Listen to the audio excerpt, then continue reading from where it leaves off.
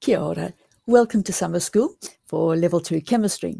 Now, as you probably know, if you're watching this video, the news items are given slightly lower down that you may have to scroll down. So please check this once a week in case there have been important information that the teachers are trying to give to the whole class. My updates, that's also really important to check, and particularly after you've submitted work, check the next day to see whether your teacher has given you feedback on your work. You should also be getting some alerts up here to tell you to check further down. Now, you may have a whole lot of questions, and if you can't get hold of your teacher, click on the content button. And the first thing under the table of contents is the frequently asked questions. And you'll see that there are a list of questions, and you can just click on the plus button to get to the answer. And what's important for summer school students is a common question is, okay, I've completed my assessment task. Now, how do I get my credits? So have a look there for the answer. So that is the content. The content is also useful to get to the modules. So the next thing you could ask is, what modules do I need to do for my internal standard that I've applied for? So you'll see there are 3 internals listed under the course outline. The first one, the 91161, you can only do if you're in Wellington because that's where the laboratory is.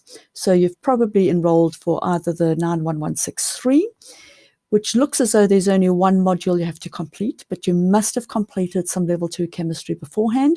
Otherwise, you're setting yourself up to fail because you have to show your level 2 chemistry understanding in this particular module. Otherwise, the redox is just simply the one module. So you complete the module, the teacher marked assignment, and then we will give you the assessment task. So how do I get to the modules? You click on the Get Started button. Now, if it's the first time you've gone into a course, you'll get a grey pop-up asking you to confirm that all the work you're submitting is your own, and that's important to tick. You can't carry on without doing that.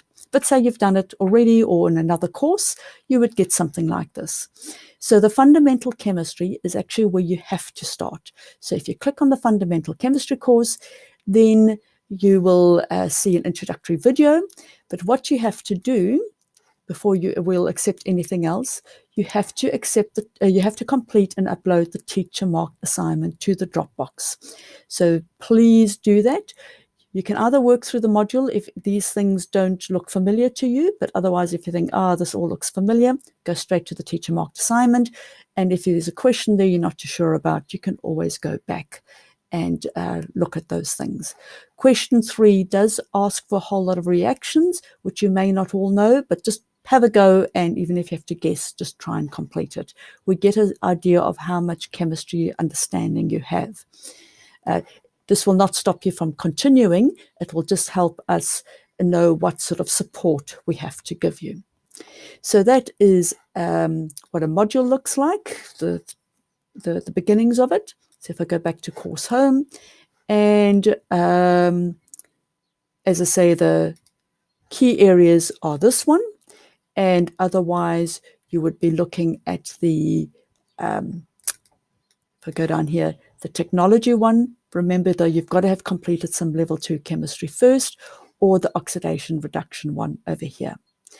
If you're also not sure where to find drop boxes, it is under assessment, and the drop box will guide you to all these drop boxes where you upload your completed work. So all the best for your learning, and please remember to contact your teacher whenever you've got any questions, or if you're feeling stuck or you need some motivation. Kia ora.